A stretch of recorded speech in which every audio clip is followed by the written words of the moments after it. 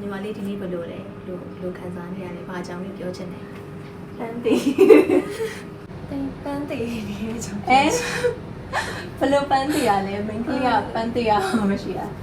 ဘယ်လိုဖြစ်လို့လဲပြောပါအောင်3လလောက်ရှိနေပြီပါအဲ့လိုမျိုးဘယ်လိုမှမဖြစ်တာပါလီဗီရိုကအားနေ sexual desire မရှိတာအဲ့လိုမျိုးနည်းနည်းတော့ဆန္ဒတော့ပြလာတော့ပေါ့ကိုကကြတော့ဘယ်လိုတွေးလဲဆိုစေးချနေမှာမဟုတ်တာဘိုက်ကြီးနေမှာမဟုတ်တာပြီးတော့နောက်တစ်ခုပြောချင်တာကကြတော့လေလူငယ်အချင်းချင်းပေါ့နော်အကြံပေးချင်တာကဘာလဲဆိုတော့ကိုဘဝမှာကြုံတွေ့နေရတဲ့ပြဿနာတွေကတယောက်တည်းဒီဝင်ကိုမထမ်းထားနဲ့ပေါ့နော်ကိုက you're not alone ဆိုတဲ့ဟာကိုလေသိစေချင်တယ်ပေါ့နော်ဒီလိုမျိုးပန်းအခုလို့ဒီလိုမျိုး consulting ယူရဖြစ်ဖြစ်အခုဆိုမခင်နဲ့ဆိုအရင်ပြောလို့ကောင်းတယ်ပေါ့နော်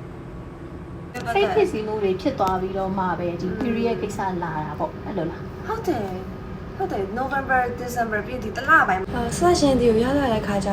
မှကျတော့ကိုယ့်ရဲ့ဒီ sex life ကအဆင်မပြေလို့ဆိုတဲ့ဒီပြဿနာနဲ့ရောက်လာပြင်မဲ့မခင်နဲ့စကားပြောလိုက်တဲ့အချိန်မှာဒါကပြဿနာအရင်မြစ်ကဒါမဟုတ်ပဲနဲ့ family နဲ့ပတ်သက်တဲ့ဟာဖြစ်နေပြန်တာဆိုတဲ့ခါကျတော့အခုကျတော့လုံးဝရှင်းရှင်းလင်းလင်းအကုန်လုံးသိသွားရပေါ့နော်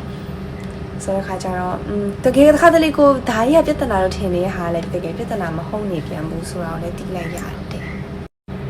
ပြီးတော့နောက်တစ်ခုပြောချင်တာကကြတော့လေ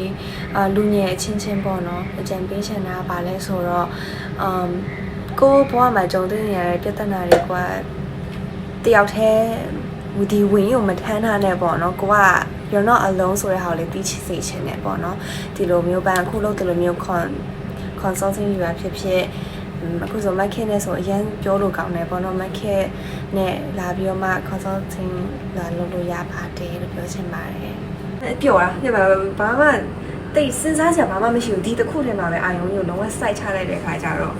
ဒါကိုပြီးနေအလုပ်လည်းအများကြီးပြီးအဲ့ဒီအချိန်လေးဆိုရင်တွဲအဲ့လိုမျိုးဖြစ်တဲ့ချိန်မှာကို